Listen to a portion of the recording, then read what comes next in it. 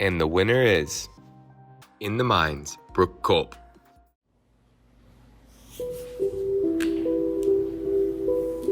What percentage of students do you think struggle with mental health? 95. About 90%. I think probably about 90% of students. I'd say probably 85% of students struggle with mental health. Mental health is a rapidly increasing problem in today's youth.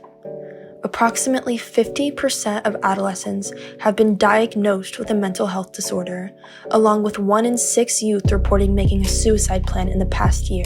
These kids need help! Even the most looked up to and well-known celebrities aren't immune to mental health struggles. I think I would make it to 17. Well, depression doesn't discriminate. And I thought that that was an important part of the narrative. If I was going to share a little bit of my story of the past, is that, regardless of who you are or what you do for a living or where you come from, it doesn't discriminate. I have suffered from anxiety and/or depression since I was 18.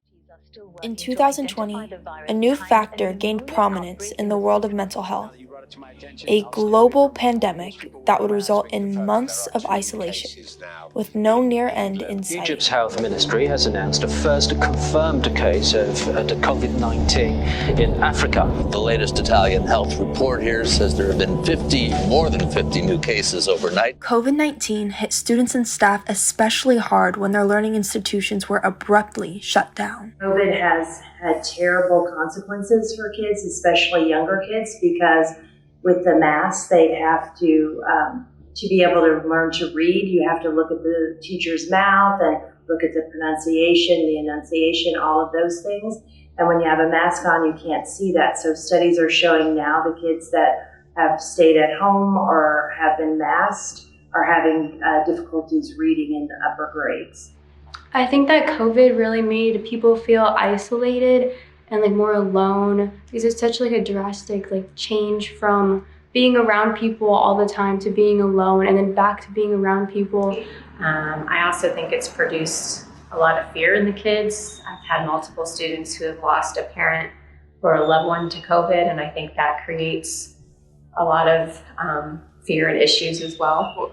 I've had friends start therapy during COVID and have to go to therapy because of how bad their mental health got. I've actually had friends Baker acted during COVID. We were trapped inside for 3 months. We had to do online school. I couldn't go back to school because COVID was really bad, and my parents didn't want us getting COVID because it was really scary. It was a difficult time. And it was this weight on my shoulder that I had to do good for both school and sports. And talking to my parents and other people, it's difficult when people don't believe you or they're not in your scenario and they really don't know what you're feeling. For example, my mom has struggled with mental health issues all her life, and it's difficult for other people to see what she sees and feel what she feels. And I think certain times throughout the school year, I feel the same way. As mental health became the forefront of conversation, people began to discuss if and what a possible solution to this worsening problem could be. You have to go to therapy, and we need to remove the stigma of the therapy. So it needs to be okay for someone or a student to go talk to people. Go to people that you can really trust. It doesn't have to be people in your family at all. It could just be anyone. You just gotta find people that can really understand you and how you feel. I would like to see the schools give kids more opportunity to know that they're not the only one and that it's okay. While efforts have been made in some schools to acknowledge the need for better mental health resources, 85% of people still agree that it is not an adequately addressed topic in the education system. This leads us to the question, where do we go from here?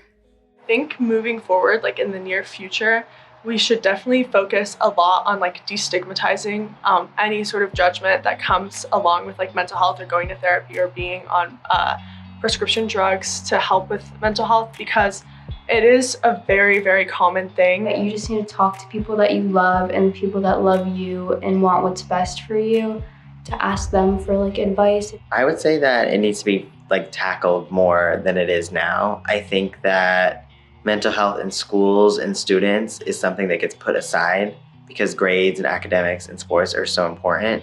So focusing on those issues will improve students' life and maybe even make their academics better. No matter how picture perfect things may seem, many people struggle silently with mental health. It is left up to us to bring awareness. It is left up to us to start discussions. It is left up to us to bring to light what actually goes on in the minds.